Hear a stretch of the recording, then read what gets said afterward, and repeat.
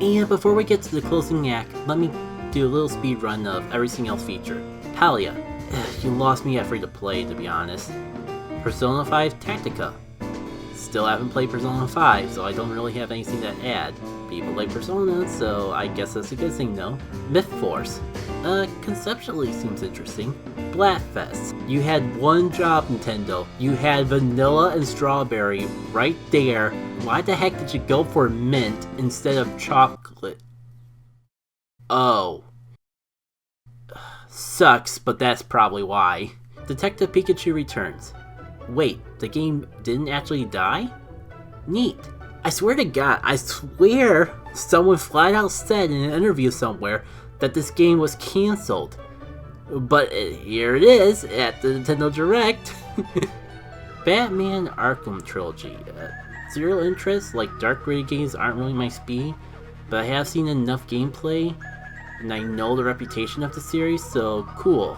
Not gonna complain about iconic series making their way to Switch. Seeing concerns about optimization because these are games made for much more powerful consoles, but I'll give it the benefit of the doubt. I'm not gonna go on my way to play it, so I'm just gonna assume that it's gonna go great. Gloomhaven.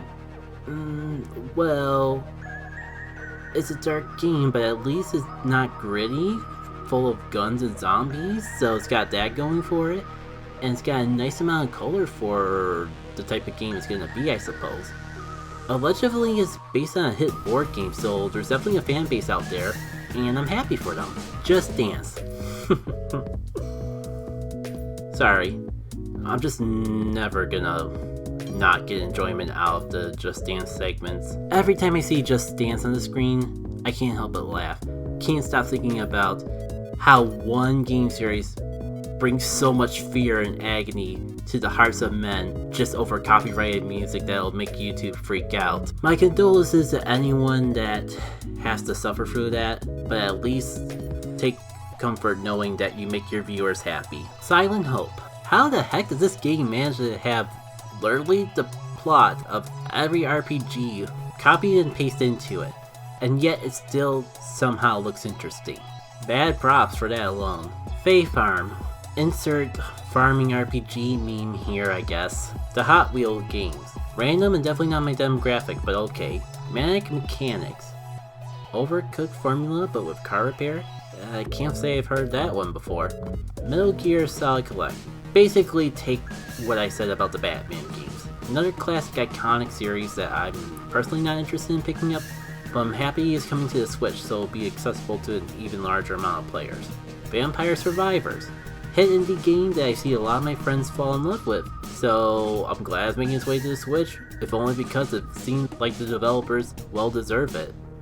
Mario Kart 8 DLC. Still haven't bought the Switch version of Mario Kart 8. I bought it on the Wii U, dang it, I don't need to buy it again, despite the fact they seem more content in keeping this half a decade plus old game alive over making a new Mario Kart. I swear the second I buy it is when they make Mario Kart 9, and I'm gonna bang my head against the wall for the end of time. Point being, I don't have the game, I still don't intend to get it, so all this news is irrelevant at the end of the day. Star Ocean. Nice. The stuff with Nintendo Live and the Tear Kingdom amiibos. They sure are things that exist.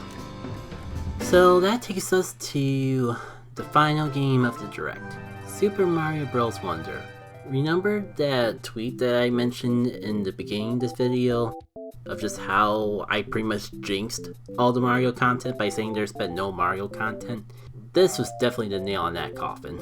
Overall, the game looks great. Like, I'd be bold enough to say best looking Mario game since Odyssey. Tempted to go even further and say it has the potential to be the best Mario game in a decade, but doesn't really feel fair to compare a 3D Mario game like Odyssey to the 2D Mario formula.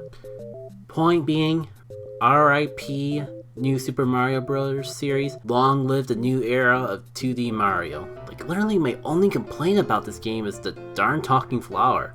We've only just saw it and I'm already concerned that it's going to be the most annoying thing in this game. At least it doesn't seem to be a major part of the plot or anything, but it does seem frequent enough to make me worried that I could get tired of the voice fast.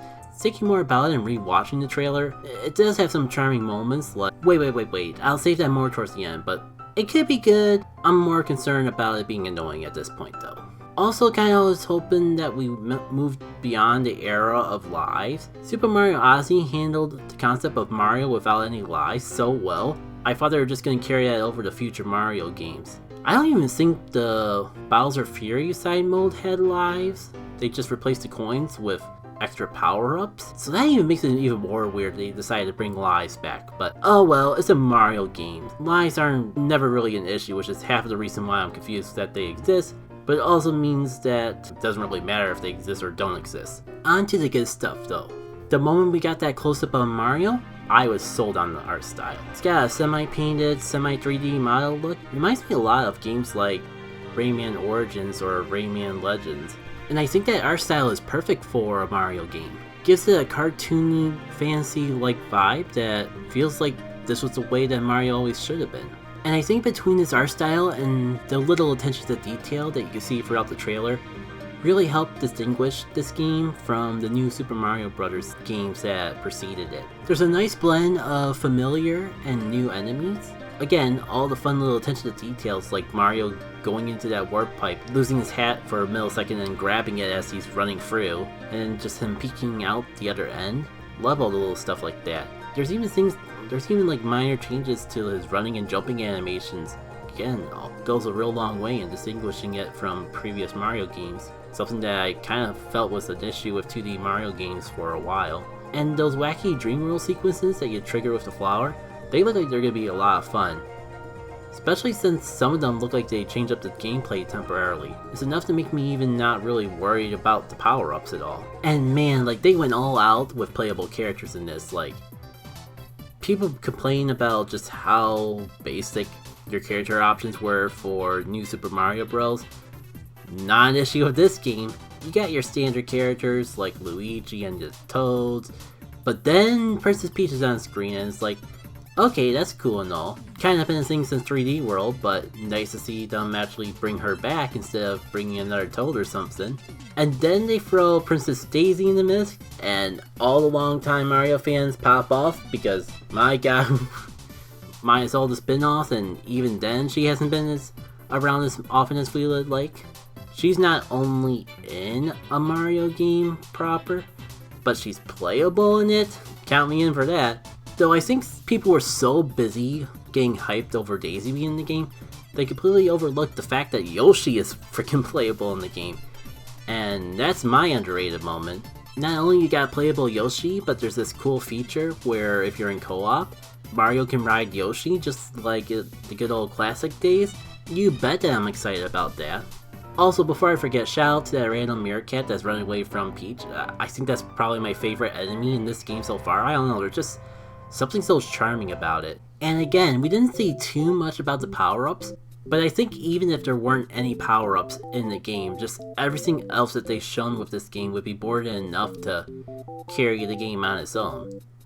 Though, oh yeah, at the end there was that one thing. Elephant Mario seems kinda neat. Seems like it functions just like the Mega Mushroom, where you just transform and obliterate anything you walk by, but it seems more stylized. That's kind of like the theme of this game, I know, is like, make Mario but stylized, and I'm all down for it. I don't even get why everyone's so worried about the... Wait.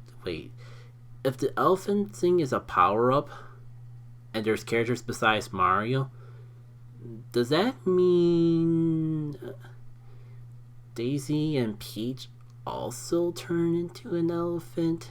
I'm not sure if I'm ready for that. But yeah, I gotta bring up the whole oh dear thing at the end. It's the one time I didn't find the flower annoying. You just go up to this Goomba, ignoring the elephant in the room, literally. You approach this innocent, peacefully sleeping Goomba, and the flower's like, "Oh, isn't this such a magnificent creature just sleeping so peacefully?" And then you just ram into it and and then the flower goes, "Oh dear." And I don't know if it's intentional by the people putting the trailer together or not, But it seems like a lot of other people are interpreting the flower reacting to Mario's new power, and not to the fact that he slaughtered a Goomba in his sleep. But I think that's great. Makes the trailer work on multiple levels, multiple ways for interpretation. I kinda doubt that they intended it that way, but if so, kudos to you. You go get all the mileage from one little cutscene that you can. So overall, if you couldn't tell, this is my favorite trailer from the Direct. Not necessarily my favorite game from the Direct, but a lot of that's because I'm biased towards things like Pikmin and a lot of the Mario spin-off games more than the mainline Mario games. So that covers all my thoughts and feelings on the Nintendo Direct. Definitely a bigger video than I thought it would be, but I would still say it's a short video considering I talked about the entire Direct. If you like what you see here, I hope you come back for more videos in the future. I plan on this not being the last editorial style video that I do. In fact, this is a lot more improvised than what I was actually planning on being my first editorial video for the channel.